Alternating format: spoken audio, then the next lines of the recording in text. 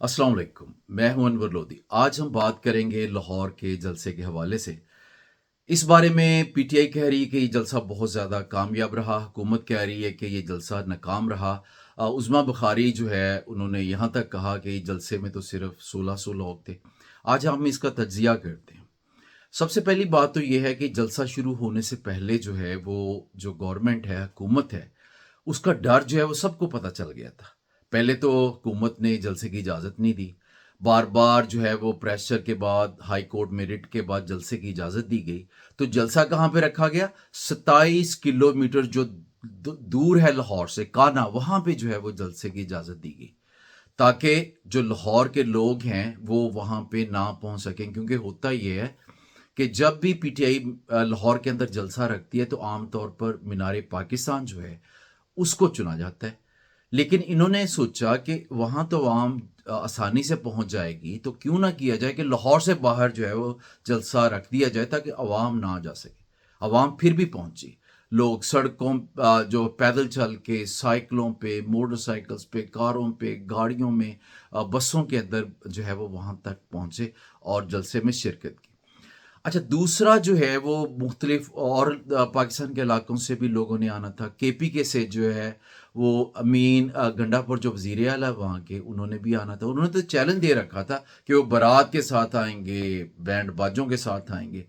और आज और दूसरी तरफ जो है वो ख्वाजा आसिफ कह रहे थे कि आप मुझे अटक का पुल क्रॉस करके दिखाओ, फिर मैं तुम्हें मानूँगा। तुम कहाँ? और रोज़ाना ट्विटर पे हम देखते थे कि वो उनको ताने देते थे कि आए क्यों नहीं हो, अभी इतने दिन रह गए हैं। और आज ये हुआ कि अमीन गंडापुर जो है वो ना सिर्फ लाहौर जलसागाह पहुँचे, वहाँ पे पहुँच के उन्होंने जो है वो कहा, जी मैंने आपसे वादा किया था, मैं आ गया हूँ।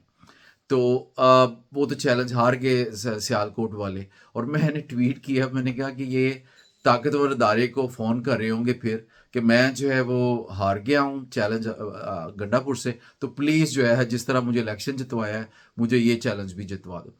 अच्छा, बात करें पार्टिसिपेशन की, तो बहुत ज़्यादा तादाद में, जो मेरा एस्टीमेट है, जो मैंने वहाँ लोगों से बात की है, जो वहाँ के सहाफ़ी हज़रात हैं, तकरीबन 70 से 80 हज़ार के करीब लोग जो हैं वो फिर भी वहाँ पे पहुँच गए।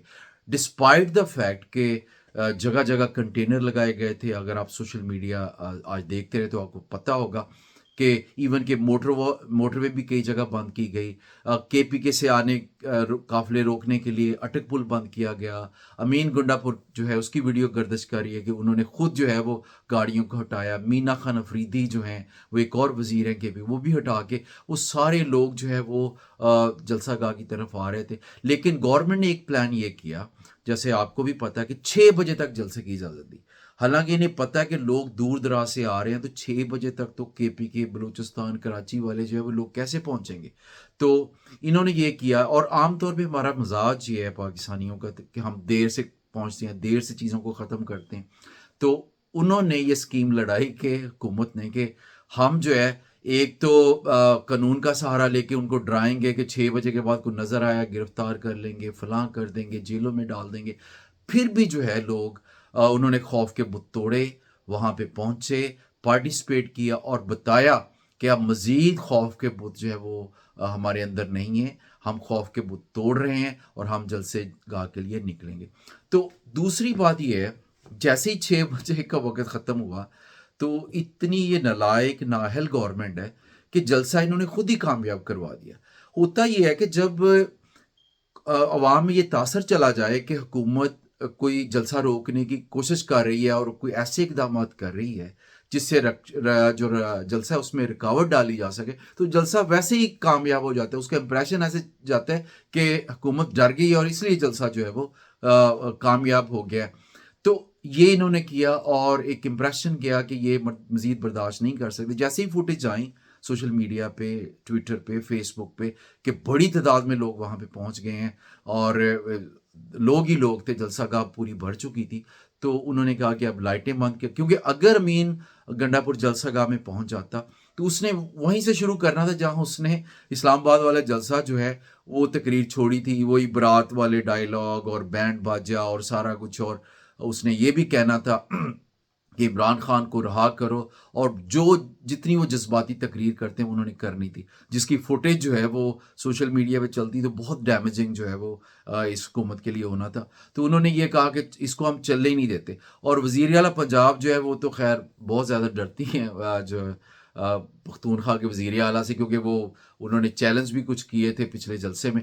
تو انہوں نے کہا کہ مجھے برداشت نہیں ہے کہ لاہور کے اندر جہاں پہ میں رہتی ہوں وہاں بھی گنڈا پور آ کے جو مجھے للکارے. تو اس وجہ سے بھی انتظامیہ جو ہے وہ اس نے بڑی چستی دکھائی اور یہ کیا کہ جلسے کی لائٹیں جو ہیں اور ساؤنڈ سسٹم بند کر دے. جب امین گنڈا پر پہنچے تو اس وقت تک انہوں نے جلسہ گاہ کو تقریباً آدھے سے زیادہ خالی کروا لیا تھا انتظامیہ نے، اور دھمکیاں دے رہے تھے کہ نکلو ورنہ گرفتار کر لیں گے. تو لیکن یہ کہ امین گنڈا پور نے وہاں آئے اور انہوں نے کہا دیکھیں جی میں پہنچ گیا ہوں یہاں پہ، میں یہاں کھڑا ہوں، میں نے چیلنج دیا تھا، اب میں نے تو اپنا وعدہ جو ہے وہ پورا کر دیا. تو ایک طرف سے دیکھا جائے جو دوسرے تجزیہ کار ہیں معید پیرزادہ وغیرہ اور دوسرے جو لوگ ہیں جو پاکستان کی صورتحال سے بہت اچھی طرح واقف ہیں، تجزیہ بھی بہت اچھا کر ان کے بقول جو ہے جو انڈیپینڈنٹ جو جرنلسٹ ہیں وہ یہ کہتے ہیں کہ یہ بہت کامیاب ایک جلسہ تھا، کیونکہ خوف و ہراس اور یہ جو نیا قوانین ہیں اریسٹ کرنے کے لوگوں کو جلسے گاہ سے، اس کے باوجود لوگوں کا جو آنا ہے regardless of the number of people, regardless کہ کتنی تعداد ہے کیا نہیں ہے، یہ ایک کامیاب جلسہ سمجھا. اور میری دانست میں بھی یہ ایک کامیاب جلسہ ہے، کیونکہ یہ جو مومنٹم بنا ہے اسلام آباد کے بعد لاہور میں وہ مومنٹم قائم رہتا ہوا مجھے نظر آیا. یہ آگے بڑھے گئی، کم نہیں ہوگا، کیونکہ لوگوں تک یہ بات پہنچ چکی ہے، لوگوں تک یہ آواز پہنچ گئی ہے کہ اب مزید نہیں ڈرنا. اس حکومت جو ہے اس کے خلاف نکلنا ہے، بغیر کسی ڈر کے نکلنا ہے. اور میں سمجھتا ہوں کہ پی ٹی آئی نے جو آج کا راؤنڈ ہے اور عمران خان صاحب نے جو ہے قیدی نمبر 804 نے جو ہے یہ آج کا راؤنڈ جو ہے وہ جیت لیا.